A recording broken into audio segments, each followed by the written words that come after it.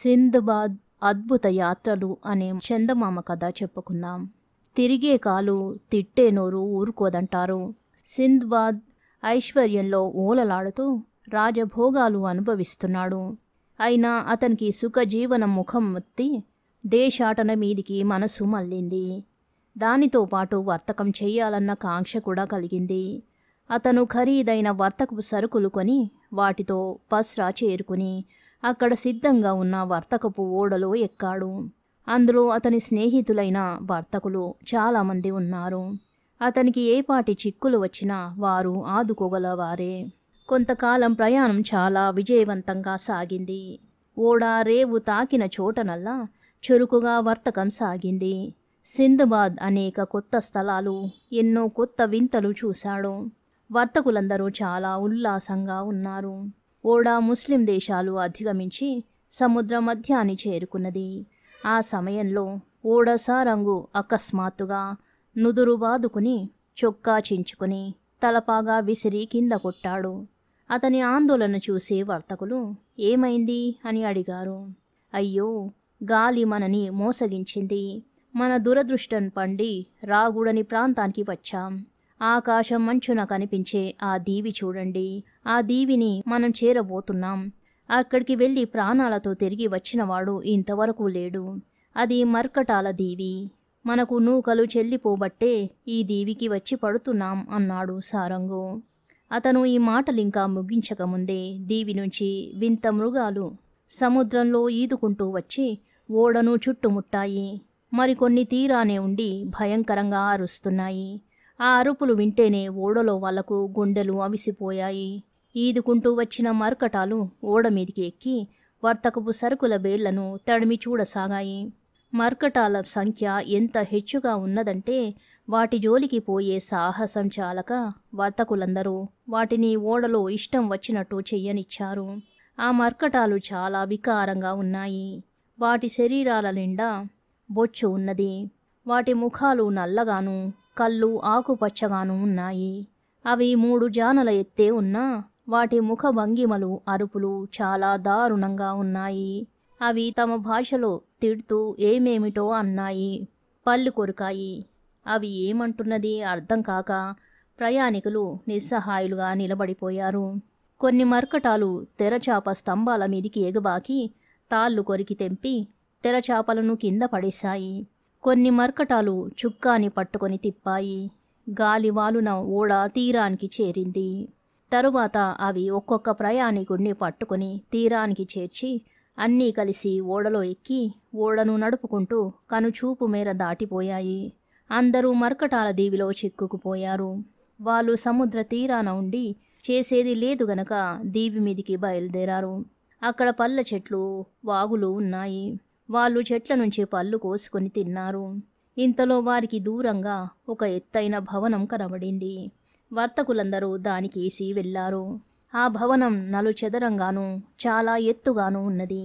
దాని చుట్టూ ఎత్తైన ప్రహరి గోడ ఉన్నది. అయితే ఆ గోడలో ఉన్న ద్వారం తెరిచే ఉన్నది. ద్వారం వద్ద కాపలా వాళ్ళెవరూ లేరు. భవనం లోపల విశాలమైన సావడి ఉన్నది. అందులో బ్రహ్మాండమైన వంట పాత్రలు, మాంసం గుచ్చి కాల్చే ఇనుప కాడలు ఉన్నాయి. నేల మీద ఎముకల గుట్టలున్నాయి. కొన్ని ఎముకలు ఎండిపోయి మరికొన్ని పచ్చిగాను ఉన్నాయి. దుర్గంధానికి ముక్కులు పగిలిపోతున్నాయి.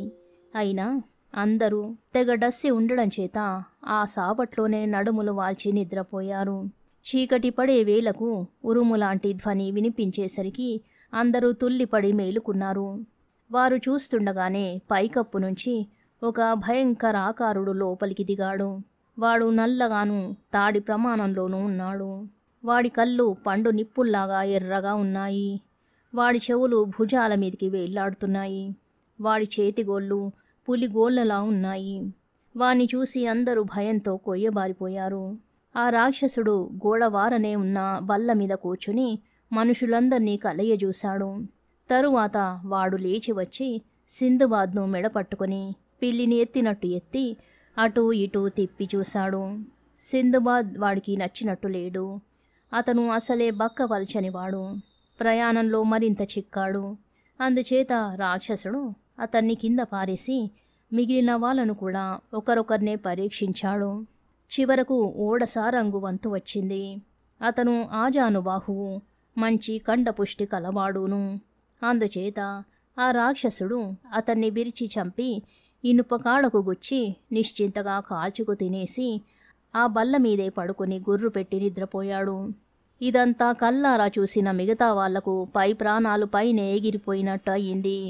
తెల్లవారి రాక్షసుడు బయటికి వెళ్ళిపోయిన దాకా వాళ్ళు కుక్కిన పేనులాగా ఉండిపోయి ఆ తరువాత తమ దుస్థితి తలుచుకొని బావురుమని ఏడ్చారు. వాళ్లకు ఏం చేయాలో తోచలేదు. అందరూ బయటికి వెళ్ళి దాక్కునే చోటు కోసం దీవి అంతా గాలించారు. కానీ అలాంటి చోటేదీ లేదు. కొందరికి రాక్షసుడికి ఆహారం కావడం కన్నా సముద్రంలో చావడం మేలనిపించింది. కానీ మరికొందరు చావు ఎలాగూ తప్పేటట్టు లేదు గనక రాక్షసుని చంపడానికి ప్రయత్నిద్దాం అన్నారు. ఈ ఆలోచన అందరికీ నచ్చింది. రాక్షసుని చంపాక ఆ దీవి నుంచి పారిపోవాలంటే సాధనం ఒకటి అవసరం. అందుచేత వారంతా సముద్ర తీరాన కొయ్యలతో పెద్ద తెప్ప ఒకటి తయారు చేసి చీకటి పడే వేళకు భవనానికి తిరిగి వచ్చారు. మామూలు వేళకు రాక్షసుడు ఇల్లు చేరుకున్నాడు. వాడు మరొక మనిషిని చంపి కాల్చుకు తిని బల్ల మీద పడుకుని నిశ్చింతగా నిద్రపోయాడు. ఆ సమయంలో చావగా మిగిలిన వాళ్ళు 2 ఇనుప కాడల చివరలను నిప్పులో ఎర్రగా కాల్చి ఒక్కొక్క కాడను 3, 4 చొప్పున పట్టుకుని తీసుకుపోయి రాక్షసుడి 2 కళ్ళల్లోనూ గుచ్చారు. ఆ బాధకు రాక్షసుడు భవనం కూలిపోయేటంతగా అరిచాడు. కళ్ళు పోయాయే గాని రాక్షసుడు చావలేదు. మనుషుల కోసం వాడు అంతటా తడివాడు కానీ ప్రయాణికులు వాడికి అందకుండా తప్పించుకున్నారు. చివరకు వాడు తడుముకుంటూనే బయటికి వెళ్ళిపోయాడు. వెంటనే మిగిలిన వాళ్ళంతా సముద్ర తీరానికి పరిగెత్తిపోయి కిందటి రోజు తయారు చేసిన తెప్ప మీద ఎక్కి దాన్ని సముద్రం మీదికి తోసుకుపోయారు. కొద్దిసేపటికల్లా వారికి పెద్ద పెడబొబ్బ వినిపించింది. కళ్ళు లేని రాక్షసుణ్ణి ఒక ఆడరాక్షసి నడిపించుకుంటూ రావడం వారికి కనిపించింది. ఇద్దరూ కలిసి సముద్రం ఒడ్డుకు వచ్చి తెప్ప మీదికి పెద్ద పెద్ద కొండరాలు విసిరారు. వాటిలో కొన్ని గురిగా తగిలాయి. సింధుబాద్ మరి ఇద్దరు తప్ప మిగిలిన వారందరూ సముద్రంలో పడిపోయారు. చావగా బతికిన 3 తెప్పను రాళ్లకు అందకుండా సముద్రం మీదికి తీసుకుపోగలిగారు. వారా తెప్ప మీద 2 పగళ్ళు 2 రాత్రులు గాలికి కొట్టుకుపోయి మరొక దీవి చేరుకున్నారు. అప్పటికి వారు చాలా శోషిల్లి ఉన్నారు. వాళ్ళు ఆ దీవిలో సంచరించి చెట్ల పళ్ళు కోసుకు తిని మంచినీరు తాగేసరికి సూర్యాస్తమం అయ్యింది. 3 ఒక ఎత్తైన చెట్టు ఎక్కి ఆ రాత్రి దాని మీదనే నిద్రపోయారు. వాళ్ళు తెల్లవారి నిద్ర లేచి చూసేసరికి ఒక మహాసర్పం వాళ్ళున్న చెట్టుకేసి వస్తూ కనిపించింది. దాన్ని చూస్తూనే వాళ్లకు దడ పుట్టింది. అది కూడా వారిని చూడగానే వారున్న ఎత్తుకు తలను లేపి సింధుబాద్ వెంట ఉండిన ఇద్దరిలో ఒకణ్ణి పట్టి మింగేసి తన దారిన తాను వెళ్ళిపోయింది. తరువాత సింధుబాద్ అతని అనుచరుడు చెట్టు దిగి పళ్ళు కోసుకు తిని నీరు తాగి రాత్రి గడపడానికి ఇంకా ఎత్తైన చెట్టు కోసం ద్వీపమంతా వెతికి దానిమీద ఎక్కి నిద్రపోయారు.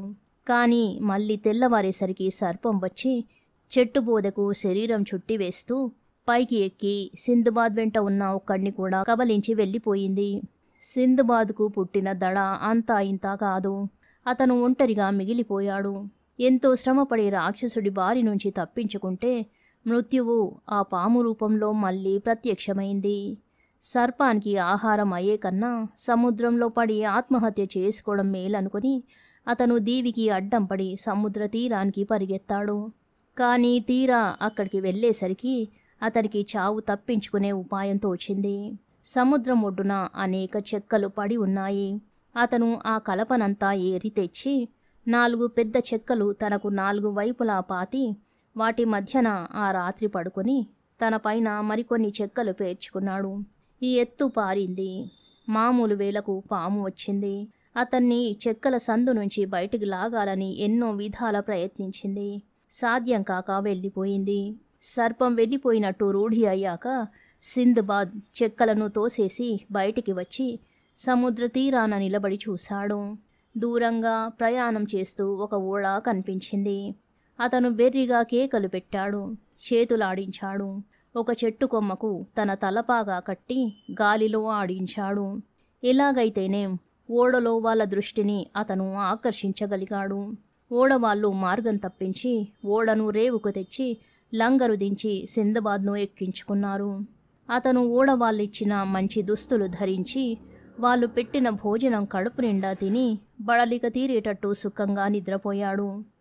మృత్యుదేవత కళ్ళల్లోకి చూసిన కారణంగా అంతరించిపోయిన జీవ చైతన్యం క్రమంగా తిరిగి కోలుకోసాగింది.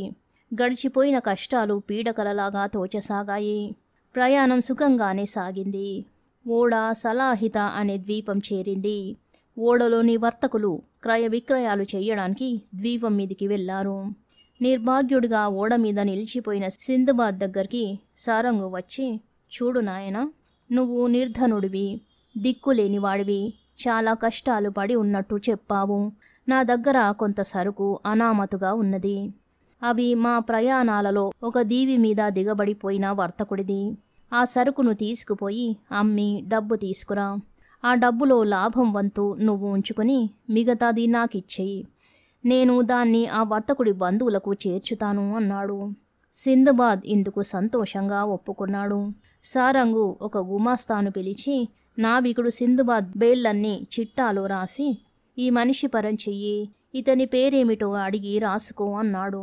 సిందబాద్ ఉద్రేకంతో నేనే నావికుడు సిందబాద్ను అని గట్టిగా అరిచాడు.